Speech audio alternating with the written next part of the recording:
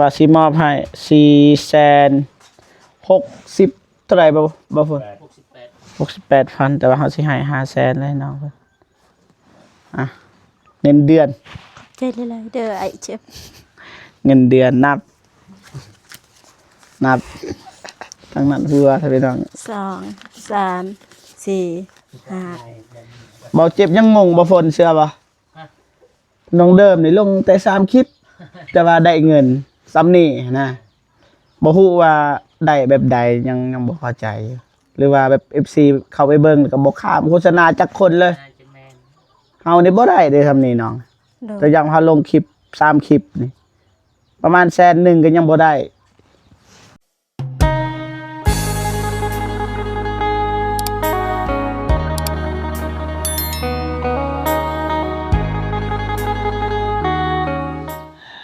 เปิดภาพมาพี่น้อง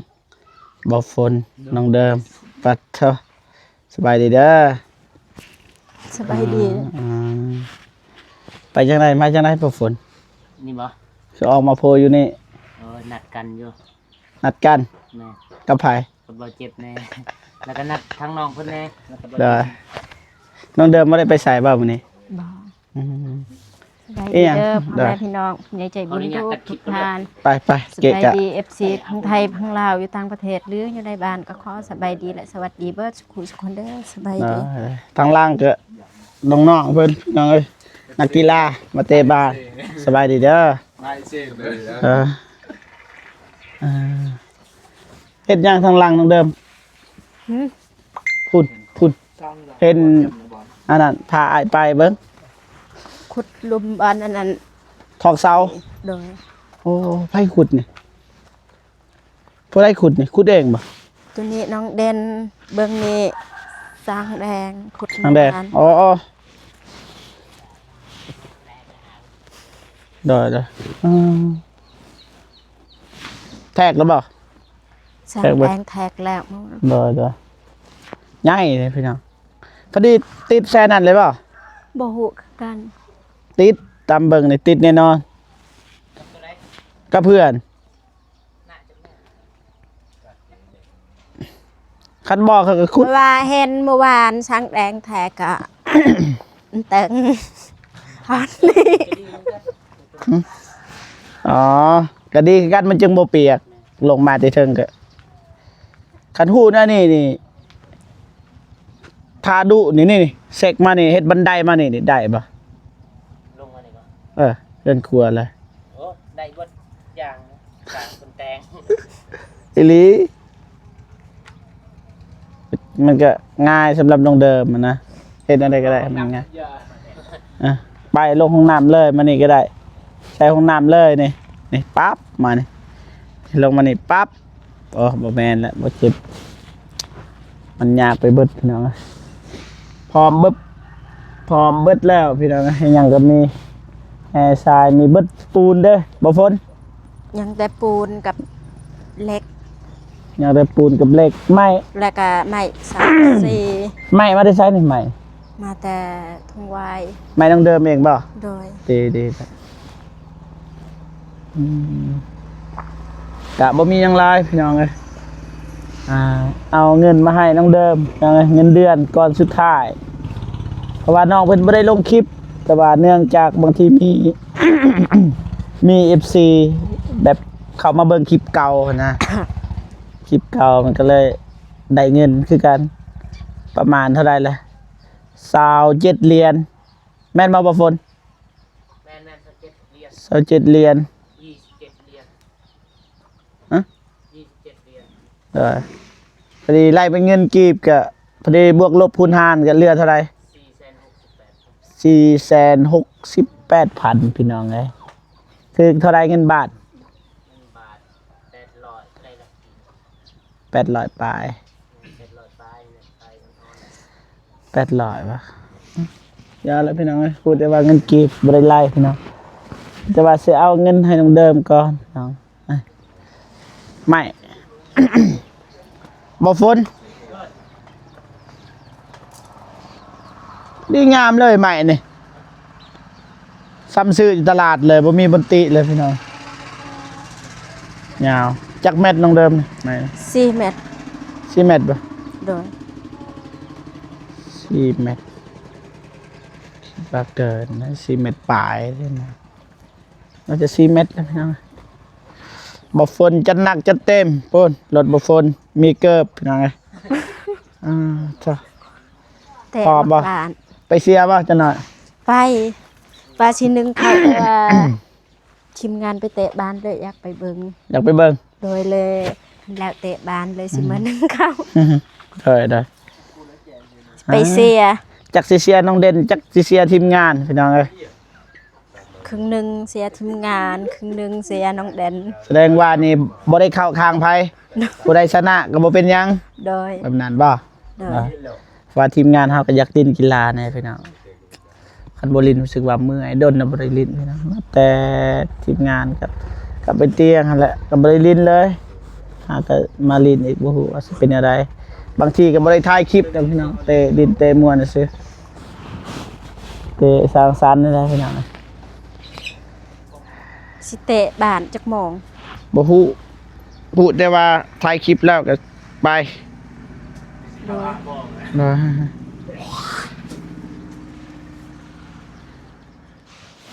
เวลาคนถ่ายเราไม่ต้องกล่าว ครบเบิดละยังปูนพี่น้องกับเหล็ก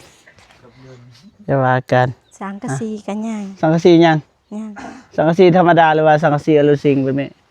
บ่ฮู้คือกัน มันก็บ่ได้แตกต่างอิหยังหลุดลื่นกันในเดียวพี่น้องเพราะว่าเฮ็ดลวดเดียวเลยบ่ได้ตัดบ่ได้อิหยังก็ง่าย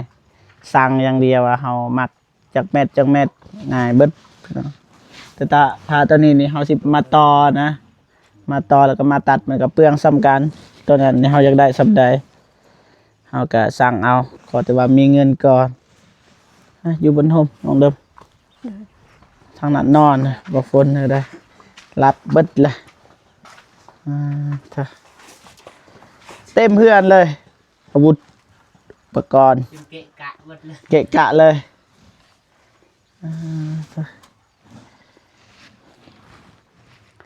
โอเคพี่น้องมีแต่ว่าสิมอบเงินให้น้องเดิมพี่น้องเอ้ยเงิน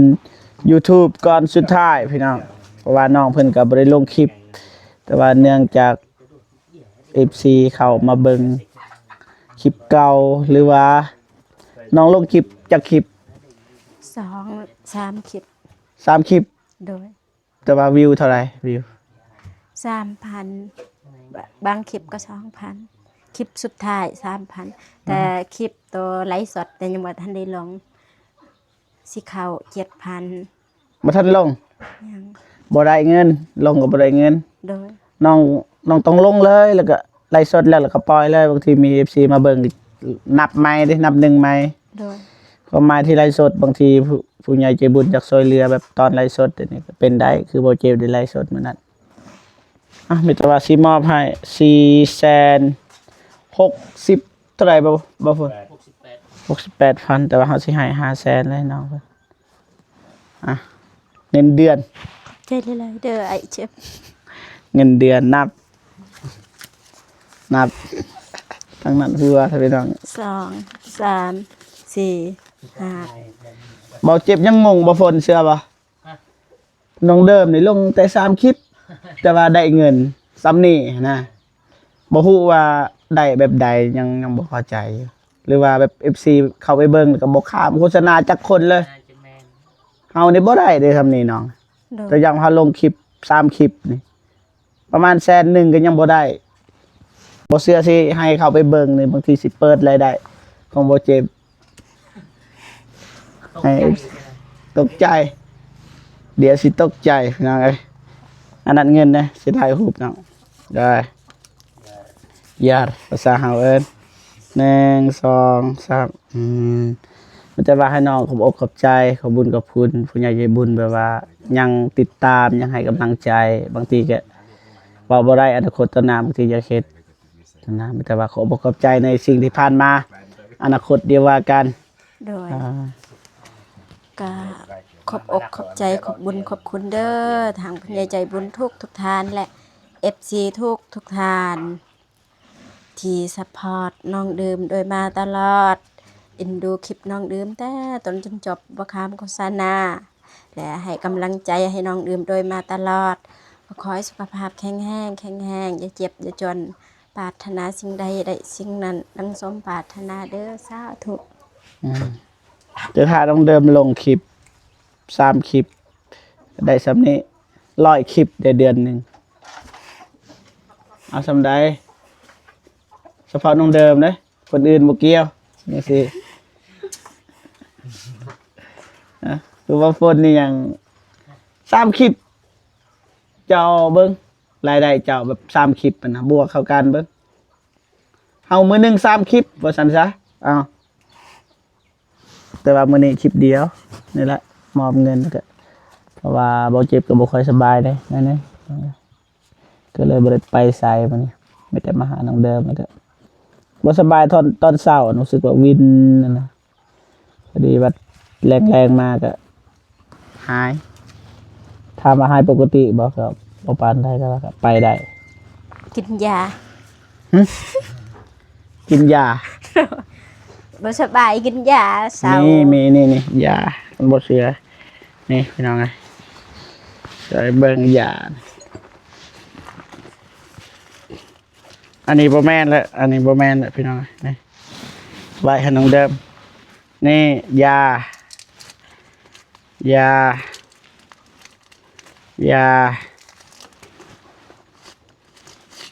เงินเบิดแล้วเงิน1,000 กีบเงินบาทตกอยู่เท่าไหร่บ่ฝน 1,000 กีบ บ่ฮู้นะอะไรบ่อะไรบ่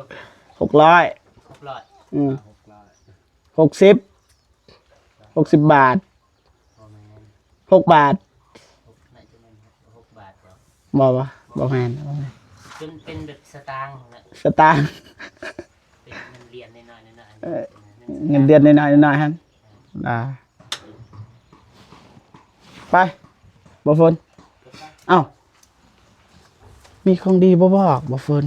สีแต่เช้าเลยเอามาจนสิเน่า พอดี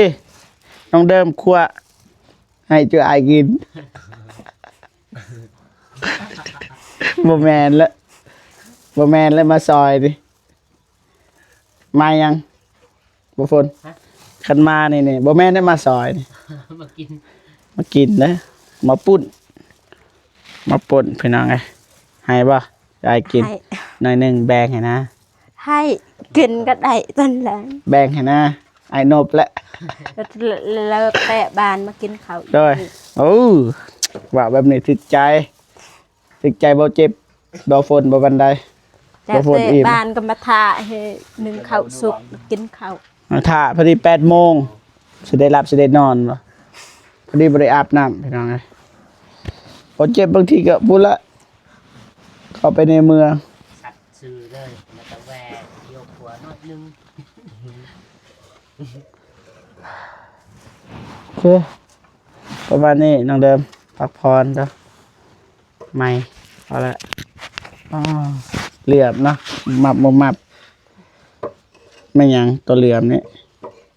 ทองไงเลยทองเก๋ไปบ่ฝนไป เดิน พอบ ไปตีหมอย บ่แมน ย่างไปแล้วเหรอ ได้เลยย่างเขาก็ได้ เอารถออกก่อน ได้เลย ยันรถออก ไปบ่ฝน ไปถ่าย บ่ฝนเลยใส่น้องสายเด้ ไม่ใช่ อัน ไหม เด็กเลยถึงเตะบ้าน หึ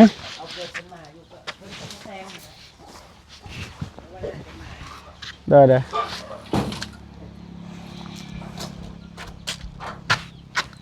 เต็มนี่นะบ่ฝนอ๋อสังนั่นถือลูกปืนยังไงฝนอยู่เทิงพร้อมบ่น้องเดิม เดินชิ้นหมูเด้อจะหน่อยจะตั้งจะทอดไว้มันจะมียาวอ่ะนะ ทอดไว้เลยรู้สึกว่าแป้นแต่ว่าทางนี้มันหกเพราะว่าเรายังมีนี่แหละบัดทางนั้น8ไปเมียนมันเมียนนะโดย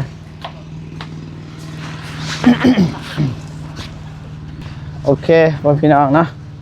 มื้อนี้ก็มามอบเงินก้อนสุดท้ายให้น้องเดิมพี่น้องเอ้ยก็บ่หลายพี่น้อง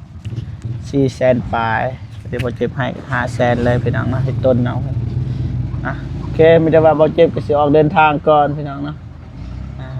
ไปเล่นกีฬาก่อนพี่น้องเนาะเพราะว่าค่ำแล้วพี่น้อง5 โมงแล้วแต่ว่าพอๆกันมื้อหน้าพี่น้องเนาะแล้วก็ขอบอกขอบใจขอบบุญกับคุณนายใจบุญทุกท่านหรือว่า FC ทุกท่านเนาะที่เข้ามาชมคลิปของเราเจ็บตั้งแต่ต้นจนจบแล้วก็บอกคำโฆษณาแล้วจังใดก็ขอให้พ่อแม่พี่น้องหรือว่าผู้ใหญ่ FC ทุกท่านเนาะก็มีทุกความสุขสุขภาพแข็งแรงขอให้อายุมันคนยืนนะความเจ็บบ่ให้ได้ความไข้บ่ให้มีปรารถนาสิ่งใดขอให้ได้สิ่งนั้นนะอย่าเจ็บอย่าจนแล้วก็ให้ร่ำรวยๆ บดสุขสุขพี่น้องนะสาธุชิมง่ายพี่น้องเลยเดี๋ยวเบาเจ็บเบาทันไปพี่น้องออกเปิดเลยไปจะว่าเดินทางรอพี่น้องน้องเดิมมาไปเปล่าได้โอ้บางคนโอ้ไปเลยไปพี่น้องน้องเริ่มบ่เคยมาเบิ่งทีมงานเตะบาสเลยนะคันมาเบิ่งกับมือแรกโอเคไปไป